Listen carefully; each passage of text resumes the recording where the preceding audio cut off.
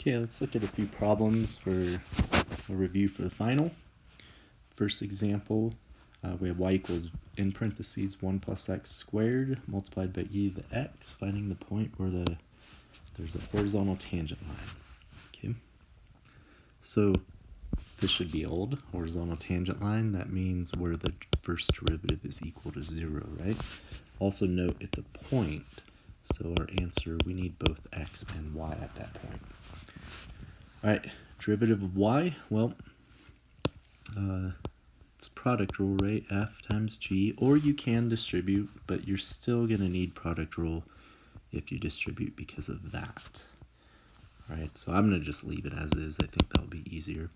F is 1 plus x squared, f prime, 2x, g, e to the x, g prime, e to the x, right? E to the x is probably the easiest derivative we have. So, the derivative then, y prime, f prime g, 2x multiplied by e to the x, plus f prime g plus fg prime, so 1 plus x squared, e to the x. This often happens where the original function will be part of the answer when we deal with e to the x. Not always, but often. Okay, we need this to equal 0. Now, we could distribute, combine like terms. I think it'd be easier. Let's factor out this e to the x. They both contain 1. So we are left with 2x, and then plus the 1 plus x squared. Set each piece equal to 0, each factor. I'm going to rewrite it in order. So e to the x can never be 0. Alright, this is always positive. No matter what you choose for x, it's always positive. So that can't happen. We don't even need to worry about it. This factors to x plus 1, or x plus 1 squared. We can look at it and see x is negative 1, but let's go ahead and square root both sides. Square root of 0 is 0, x is negative 1. So we don't need to test if in fact we get a max or a min or anything. All it wants is the point where there's a horizontal tangent line. So let's plug in negative 1 back into the original function. Okay, negative 1 squared. And then multiply by e to the negative 1. Alright, so y equals 1 plus negative 1 squared is just 2. 2e to the negative 1, that's fine, but it really looks better as this, right? So now we have y, we have x. So our point where the horizontal tangent line is on that function is negative 1 comma 2 over e. Alright, the next two differentiate these. Now we don't just have an e to the x, a bit more. A simple formula for derivative of any eu, I'll say. I memorize this as eu du. Okay, so what that means is leave it, so the derivative is just e to the square root x, but then we take the derivative of the exponent, so the derivative, so I'll write it, but normally I want to write this. Oops. Derivative of just square root of x.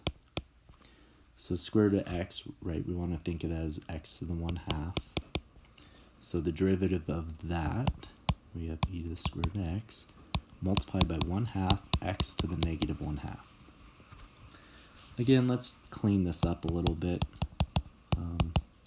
This, I think, looks far superior. We have a 2 in the denominator. Remember, negative exponent moves it to the denominator, and it's a 1/2 power. So that's it. Third example, this looks horrendous. We would need quotient rule, okay, which you can do, but it's much easier to just simplify. Okay, I have one term in the denominator, which means I could divide each piece, each part of the numerator, right, by that e to the x. And when I divide, I subtract exponents, although the first one, e to the x over e to the x, anything divided by itself is 1, right? But subtracting exponents, 2x minus 1x is just 1x. Now do derivative. Derivative of 1 is 0. Derivative of 5e to the x, 5e to the x. Moving on. The next problem we find is finding this max or min of this function. So very similar to number 1, except now we do need to know, is this a max or is it a min? So we can use second derivative test, right? You could use that test, or use the test intervals, whatever you find easiest, whatever you prefer. So, or test interval. All right, well, let's do derivative. Again, product rule, f and g. Or distribute, up to you. I like product rule, then I don't have to worry about it. And especially derivative of 1 plus x is easy, just 1. G is e to the negative 3x, g prime. So eu du. So e to the negative 3x, that's going to stay. And derivative of negative 3x is just negative 3. Okay, even though I say eu du, often we'll write du and then eu. Okay, just, we're more, we're used to writing the coefficient in front, but it doesn't matter. So the derivative then, f prime g, 1 times e to the negative 3x plus fg prime, 1 plus x times negative 3e negative 3x. We're setting that equal to 0. Notice these both, again, have a common factor. Since it's multiply here, we can factor it out. So let's do that. Set equal to 0, e to the negative 3x, multiplied by, if I factor this out, I still have a 1. Right? Think of distributing it to check. If I distribute this back out, I got to get that term. Okay. Over here, I have a 1 plus x still. I'm going to put parentheses because I still have this negative 3. Right? It's negative 3 multiplied to that. All right. Well, it's now multiply. We can set each piece equal to 0. Again, this can never happen. It's always positive. Even if x are negative, right? Because all a negative would do, well, it is a negative 3 times x, but we'd either have 1 over e to some power, or we have e to some power. In either case, those are both positive. I can never get 0. All right, so looking over here now, let's distribute this negative 3 and then add the 1. So we would get 1 minus 3 minus 3x equals 0. So 1 minus 3 is negative 2. Okay, 3x equals negative 2. X is negative 2 over 3.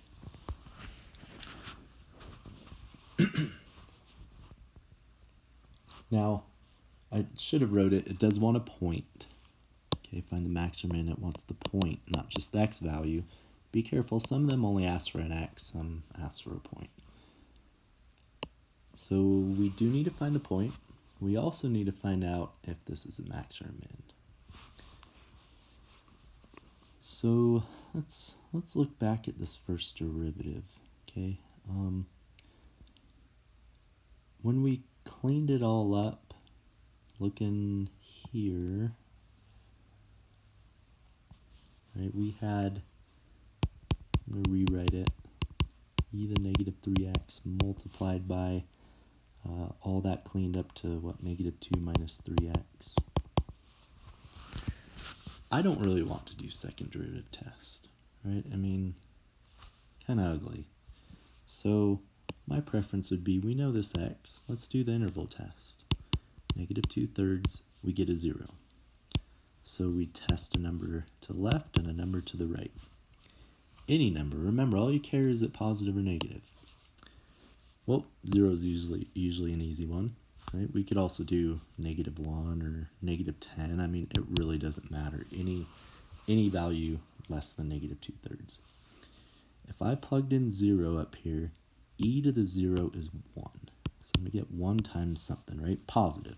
Again, all we really care is it positive or negative. Plug in 0 for x, we just have negative 2.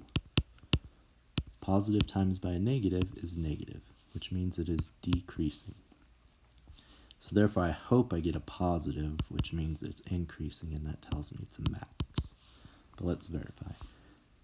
E to the negative 1. Remember, e to any power is positive, so I'm not even going to worry about what it comes out to. Who cares? It's positive. Negative 2 minus 3 multiplied by negative 1. That'd be negative 2 and then plus 3, right? Because negative 3 times negative 1, positive. So we're good. We got a positive. We know it's a max. So I know at x is negative 2/3, we get a max, but I need the point. Let's go back to the original function and substitute negative 2/3 in. So we have 1 plus a negative 2/3, right, for x, and then multiplied by e to the negative 3 multiplied by negative 2/3.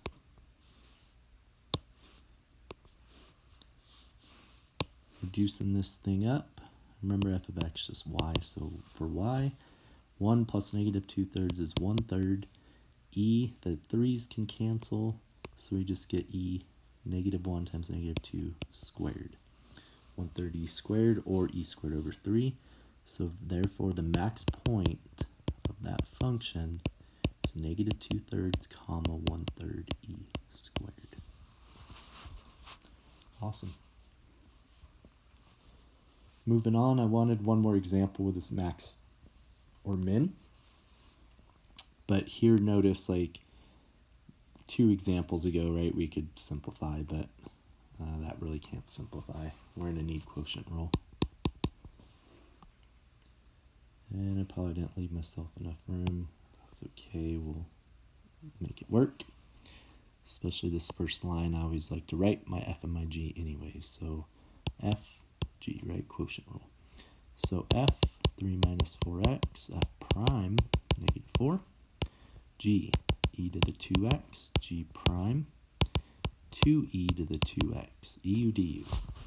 Derivative of 2x is 2.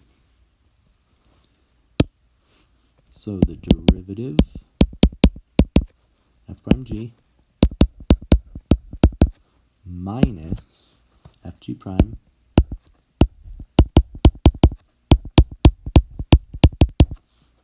okay, all over g squared. Okay, quotient rule, f prime g minus f g prime all over g squared. Okay, even though we have e's and ln's in the future, still quotient rule is quotient rule, nothing special. Now, great news is we're finding a max or min, so we set it equal to 0, which is good, because in order to get 0, right, that means I have 0 over something. I don't care what this something is. So therefore, I don't care about this. Besides the fact that's always positive, so I don't really need to worry about it being 0. So set the numerator equal to 0. We could factor. It might be easier to distribute, I don't know, but since we've been factoring, let's factor.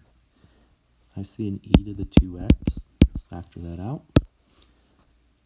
We also have this 2. I suppose we might as well, pull that whole thing out, right? So if we factor 2 e to the 2x, we're left with a negative 2 here. Minus, there's still that minus. You could distribute if you want. I'm going to leave it as minus. I'll factor out the entire 2e to the 2x, so 3 minus 4x. Okay, we set that equal to 0. Once again, this first piece, 2e to the 2x, can never be 0. So we don't even need to worry about that. Simplify this, we have a negative 2 and a negative 3, that's negative 5, and then plus 4x equals 0. 4x equals 5, x is 5/4.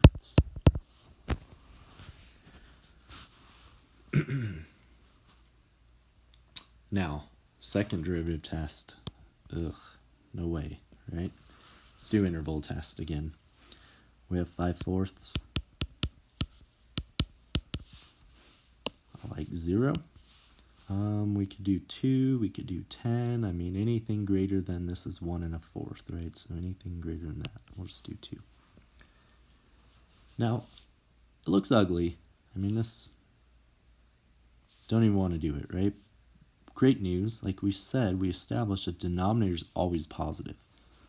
All I care positive or negative, so I have something divided by positive. I don't even need to worry about that. Substitute in 0. So I'm going to do this kind of mentally, but negative 4 e to the 2x. So e to the 0 is 1, multiplied by negative 4 is negative 4. And honestly, we actually be even easier. Let's look at this factored form right here. Right now, e to the 0 is positive. Let's go ahead and do that. So e to the 0, positive, multiplied by negative 2 minus 3 we established was negative 5 plus 0, right? So negative. Therefore, positive times negative divided by positive is negative. It's decreasing. Therefore, I'm going to guess that this is increasing and we get a min, but let's make sure. It could, this function, I have no idea what the graph looks like, right? It could decrease, stop, get a horizontal tangent line, and decrease. So we have to verify we do in fact get a min. All right, substitute 2, substitute 2. 2e to the 2x, positive. Okay, negative 5 plus 4 times 2 is 8. So 8 minus 5 is 3, positive. We get positive, we're good, just as we suspected. So plug in 5/4 now that we know we do in fact have a min.